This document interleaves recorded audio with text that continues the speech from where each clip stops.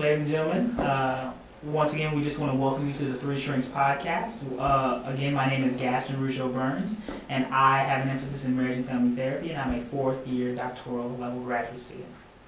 I'm also a fourth-year student. My name is Philip Hawley, and my emphasis is in primary care psychology. And my name is Anthony Hannigan, and I'm also a fourth-year doctoral student here at the Forest Institute, and I am studying applied behavior analysis as well as forensic psychology. And so today we want to talk to you guys about something that's pretty seasonal. I don't know how the weather's been where you guys are, but here in Springfield it's been all over the place. But that does not change the fact that summer is coming. And with summer comes swimsuit season. Yeah. Exercises and diets are one thing that everybody has for their New Year's resolution, generally with the summer in mind. And it's one thing that, unfortunately, most of them fail. It's one of those ideas that we all kind of think we want to lose weight or we want to eat better, but we just don't have some of that motivation or know exactly the best way to go ahead with that.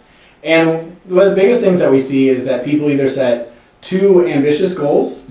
Sometimes they view minor failures as a complete failure, and then also they make changes in really small areas of their life instead of big changes that work in lots of different areas. Yeah. Well, and definitely going off that point, Philip, you're kind of talking about making changes in the overall social context. So making sure that if you're looking at your family and your friends and your partner, are you making changes in kind of those levels? Because oftentimes what people will tend to do is to say, I'm going to make a change, I'm going to embark on this really, really big diet, I'm going to not eat bread, I'm not going to drink soda and things like that. But oftentimes they maybe forget that if their partner really enjoys, bread and soda, that it can be really difficult to do if I'm trying to not indulge myself and all of a sudden my partner's on the couch next to me, eating all the bread and soda in the world. And so definitely what we encourage you to do is to really look at kind of, you and your partner and what y'all's goals can be together, and not say that your partner needs to go to the weight room with you 3 times a week or needs to indulge in that same type of fitness plan, but are they supportive? Do they support where you're trying to get to? And if they are supportive, oftentimes what they'll do is communicate that either verbally or non-verbally by saying, hey, like, we're not going to keep bread and soda in the house, and I'm okay with that, or I won't eat bread and soda when you're around, in order to make sure that we can have this kind of diet plan together. And so it's really important to look at that at overall and say, hey, what can we do together as a family or as a relationship or even just as friends to make sure that we can keep each other on track?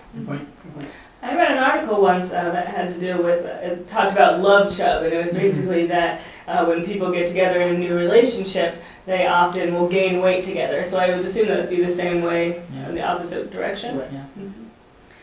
So one of the things that is also really important when you're talking about going on these big changes to increase exercise or decrease the amount of food you're eating is stimulus control. And that is something that is a big fancy word for saying that you want your environment to be conducive to what you are trying to accomplish. So if you are going to want to be working out after work, it'd be better for you to put your gym clothes and a bag in your car in the morning instead of trying to say you're going to go home and get your gym clothes. Because usually we all know that happens is then you just go home and you don't work out. Another way to make sure that you have a controlled environment is to get rid of things in the house that you don't want to be snacking on and when you're not supposed to be doing that. And also to have friends that will encourage you to also go work out. Yeah, it's one of those things where we really want to encourage you guys to get down to a healthy weight, be something that you're proud of seeing yourself in. The best place to start with that is to go online and Google a BMI calculator, and we'll put a link up to that. But basically, it's just kind of a rough estimate of where you stand for your height and weight compared to other people. And with that, kind of give you a good indication of where you might need to start, an idea of maybe how much weight to lose. And we want to keep those goals realistic with 1 to 2 pounds a week. I know that when you hear a lot of those fad diets, you hear people who lost a lot of weight in a very short amount of time. That actually can be really hard on the body. So we really want to kind of change that perception that losing 1 to 2 pounds a week is great. That means your exercise or diet is going exactly as it should be, and that's the healthy way to change weight, and that's the weight that's going to stick around.